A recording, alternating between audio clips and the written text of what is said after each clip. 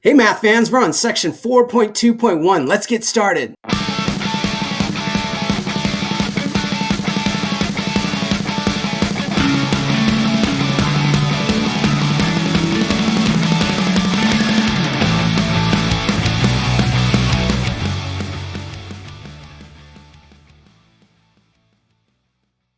So in this section, we're going to be looking at things called two-way table. Now, a two-way table has the characteristics on one side, and then it has the responses on another. Really, it's two ways because it's got rows and it's got columns. What we're really looking for in a two-way table is we're trying to figure out, is there some sort of trend? Is there some sort of association between the characteristics and the type of responses that we're getting? When we get into AP statistics, we'll be looking at different sort of tests that we can perform to see, are these characteristics independent of the responses? So what I really want to get across in this video is for us to understand the difference between the different frequencies. Now, frequency really means you're counting. You're counting the number of people that have that characteristic or have that response. So when you hear the word frequency, it just means count. The first type of frequency is the joint frequency. The joint frequency is really consistent with the word and. It's like who had characteristic 1 and response 1. Example 1 says that Cameron surveys students in his school who play sports and asks them which sport they prefer. He records the number of responses in the following table.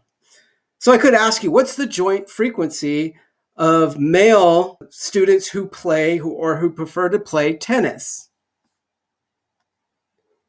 And the count, or the frequency, the joint frequency of male in tennis would be 49. And then female in soccer, the joint frequency would be 64. Also, the joint frequency of male in basketball would be 16. There are 16 people who are male and they play basketball. Another way of looking at it is that joint really means joined. We're joining together the one characteristic with the one type of response. I want you to think of the word and. Join really means and. Now, marginal frequencies really occur in the margins. And where are the margins on a piece of paper? You guessed it. They're kind of either on the border or sometimes they're on the side. We're really going to be looking at the bottom row and we're going to be looking at the far left column for our marginal frequency. It's really the totals of each row or column. The marginal frequency for female is going to be 120. 23 plus 64 plus 33. Finally, let's look at conditional relative frequency. This one's a little more tricky. You have to read the problem and you have to ask yourself, relative to what?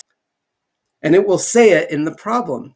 It will say, what is the conditional relative frequency of, female soccer players to the grand total, or to all the people that were in the sample, or relative to all the soccer players, or relative to all the females. So you have to look for that word relative. What is it relative to? Is it relative to the grand total or some sort of marginal total?